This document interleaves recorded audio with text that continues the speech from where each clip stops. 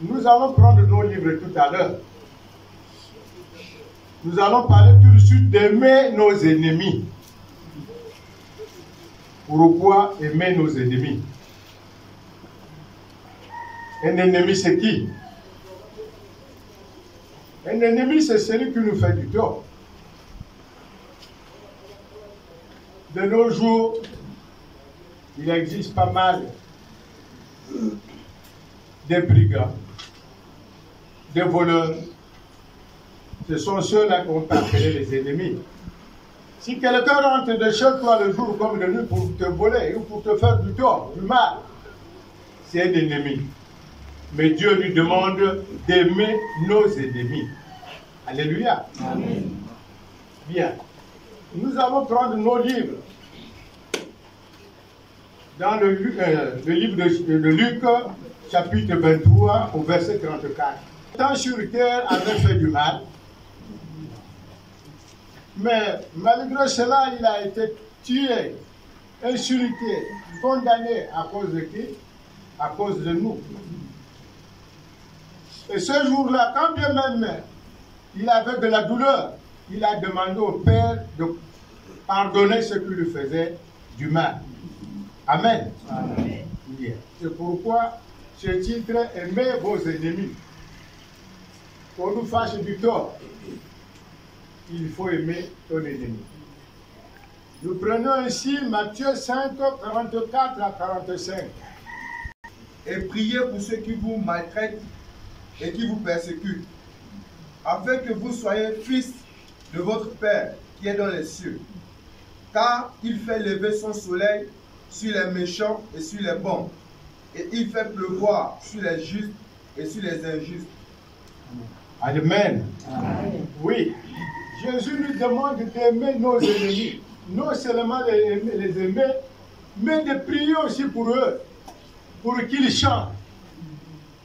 Si nous les aimons seulement et ne pas prier pour eux, il serait difficile pour eux pour reconnaître la voie de Dieu, le chemin du Seigneur.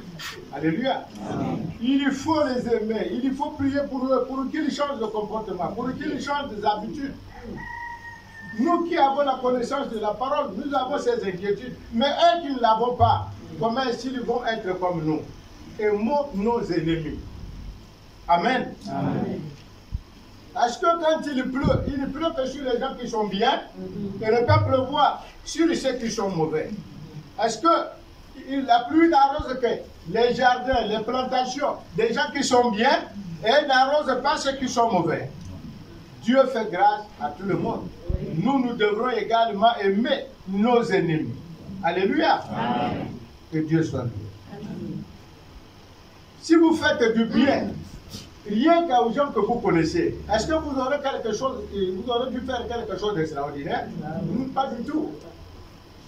Si vous le saluez que les gens de votre maison, si vous le saluez que les gens de votre congrégation, est-ce que vous aurez pu faire quelque chose d'extraordinaire? Pas du tout. Il faut alors dire bonjour à tous les passants, à tout le monde, Amen. Sans distinction aucune. Amen. Eh bien, il nous dit, à vous qui m'écoutez, aimez vos ennemis. Faites du bien à ceux qui vous haïssent, ceux qui vous maltraitent, ceux qui racontent n'importe quoi. Et il faut prier surtout pour eux, pour qu'ils changent. Si nous ne le faisons pas, c'est un tort pour nous. Prenons Romains 12, 20. Mais si ton ennemi a faim, donne-lui à manger. S'il a soif, donne-lui à boire. Car en agissant ainsi, ce sont des charbons ardents que tu amasseras sur sa tête. Amen. Amen. Si ton ennemi a faim, donne-lui à manger. S'il a soif, donne-lui à boire. Si tu ne le fais pas, c'est que tu rejettes ses connaissances. Nous avons cette connaissance. Nous avons la lourde responsabilité de l'amener. Nos frères et sœurs à connaître Dieu et à pardonner. Et à aimer les uns les autres. Ça a été le commandement de Jésus-Christ. Aimez-vous les uns les autres comme Christ a aimé l'Église. Amen. Amen. Nous prenons également 1 Pierre 2, 23. elle déclare, lui qui injuriait ne rendait point d'injures, maltraitait ne faisait point de menaces, mais s'en remettait à celui qui juge justement. Amen. Amen. Lui, à chaque fois qu'on le juriait, qu'on le maltraitait, lui ne répondait pas du tout.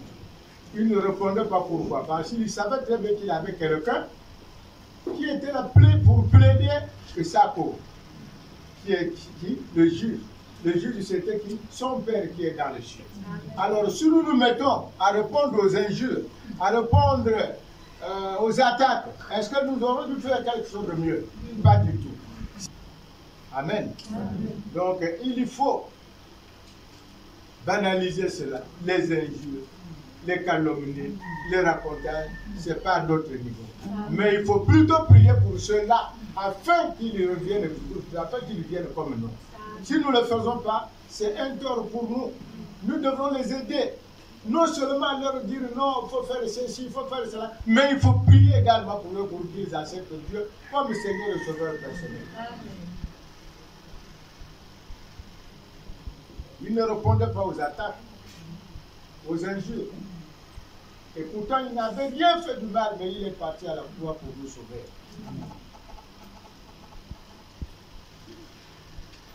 Je vous parlais tout à l'heure de ce témoignage-là parce que j'ai été humilié constamment, attaqué.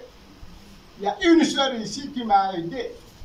Et ça, c'est pourquoi je dis, c'est Dieu qui m'avait parlé au travers de cette sœur-là. Vous n'allez jamais voir Dieu venir vers vous, frère. C'est moi Dieu, je dis, allons-y. C'est moi Dieu, prends cette clé-là, non.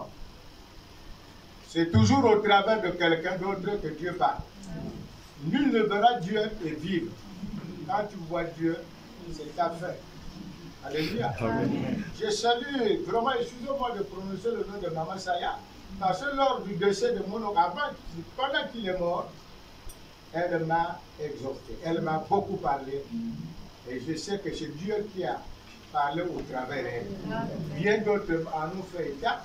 Voilà pourquoi j'ai réussi à enterrer mon oncle sans qu'il ait de problème. Je remercie également l'Église qui a fait. Du début à la fin, l'Église était avec moi.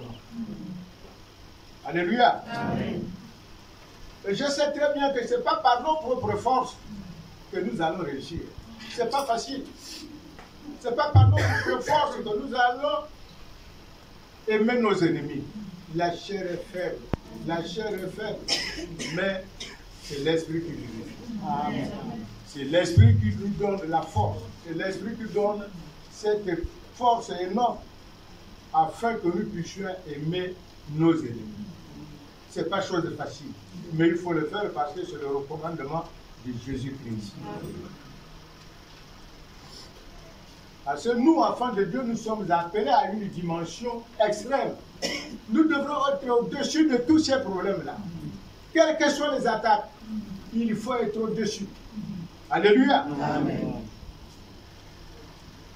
Et non seulement prier pour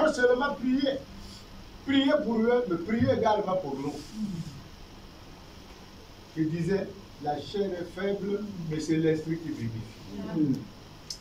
L'Esprit nous donne la force, la grandeur. Si tu n'as pas l'Esprit, ce n'est pas facile d'accepter ton ennemi. Si tu n'as pas l'Esprit, ce n'est pas facile de donner de l'eau à boire ou à manger à ton esprit. Celui qui vient vers toi, qui veut du tort, tu ne vas pas l'accepter facilement. Et ça, c'est nous les hommes. Mais Dieu, l'Esprit de Dieu veut en sorte que nous soyons à la hauteur. Alléluia. Amen.